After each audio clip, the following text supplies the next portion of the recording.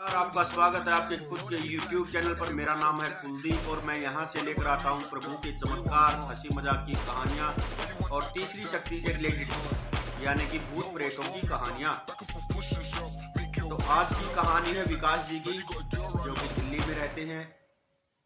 विकास जी, उनके भाई, एक बहन और माता पिता। बहुत ही साधारण फैमिली, साधारण नहीं बल्कि गरीब फैमिली।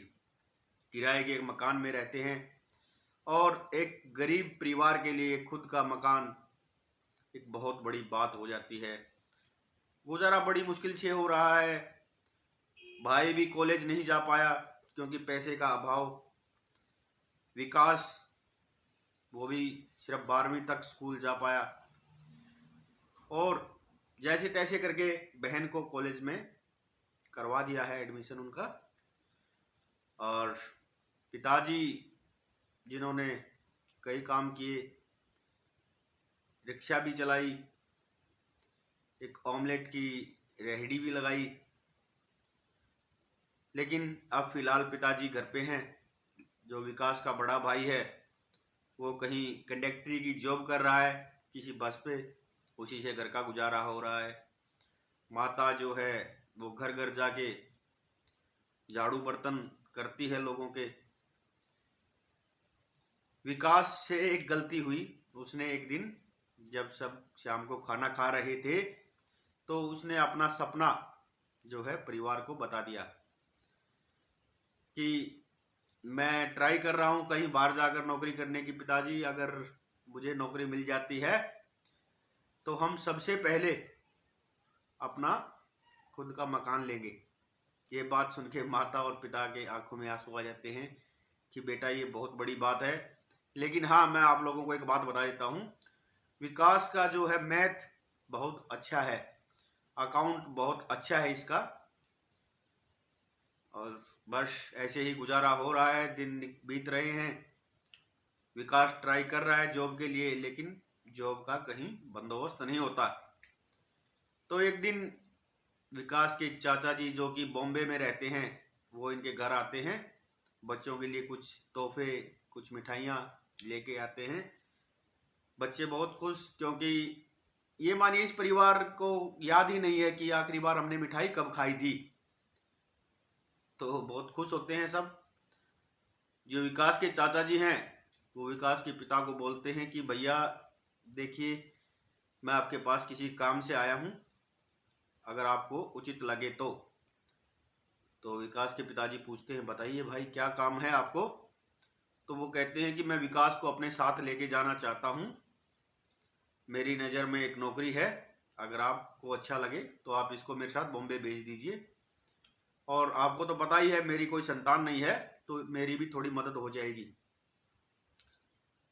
जैसे बाजार से कुछ सामान लेके आना, घर पे कुछ काम है, थोड़ा बहुत मेरी भी ये मदद करवा देगा। और मेरी ही कंपनी में अकाउंट की जो है एक वैकेंसी है अकाउंटेंट की।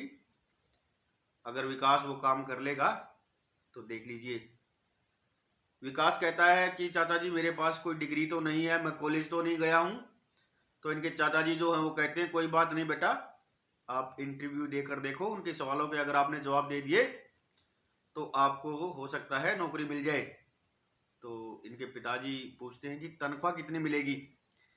चाचा जी जो तनख्वाह बताते हैं वो तनख्वाह इतनी है कि इतना जो है इनके पूरे परिवार का जो इनकम है उससे भी ज़्यादा।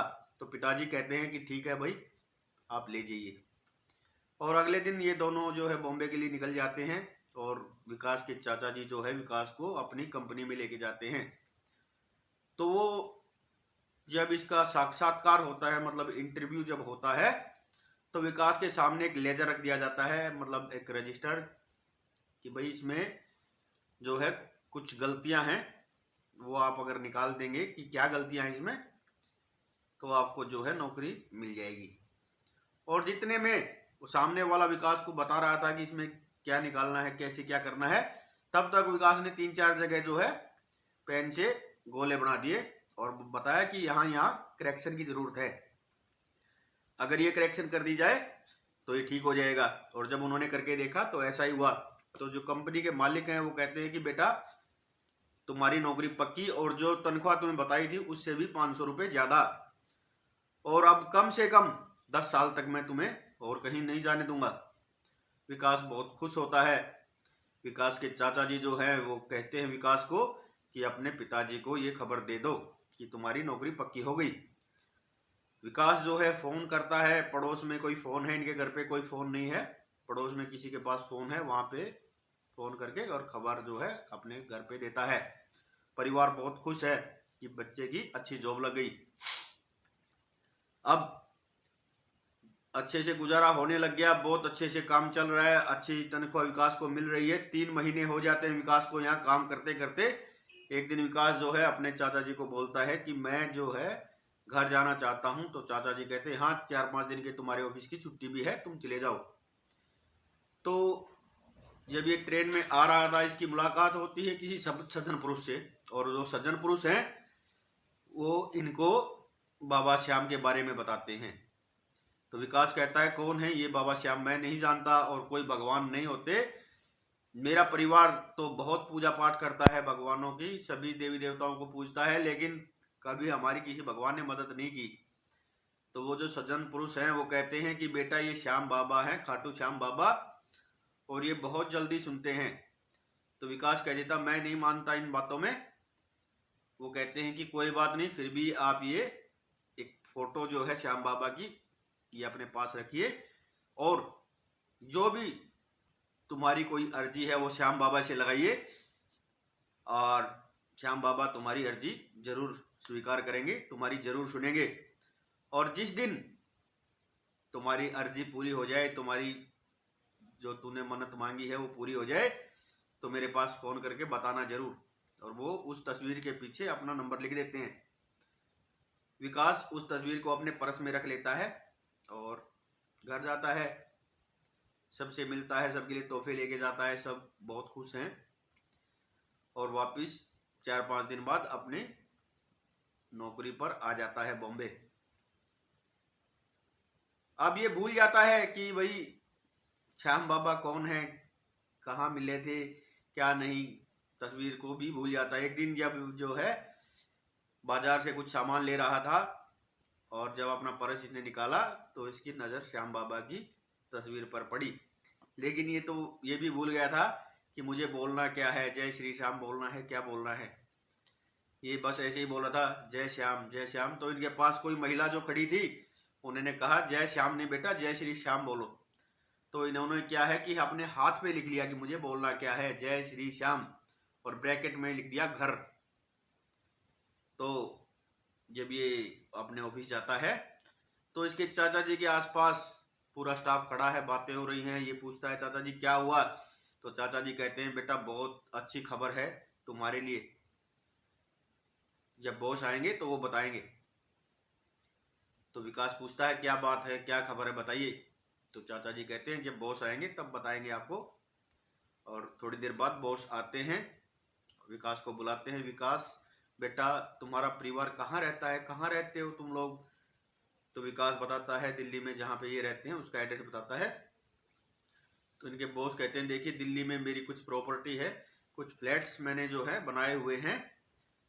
पहले तो मैंने सोचा था कि मैं इनको किराए पे चढ़ा दूंगा, लेकिन पैसे वैसे की कोई समस्या इतनी है नहीं मेरे पास, और मैं नहीं चाहता क्या पता कौन कैसा आकर रहेगा।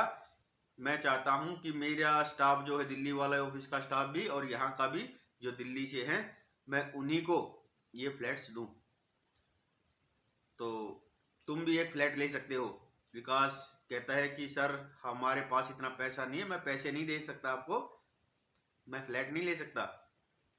तो बॉस कहते हैं बेटा पैसे की कोई समस्या नहीं है, पैसे कैसे लेने हैं वो मुझे पता है, तुम चिंता मत करो।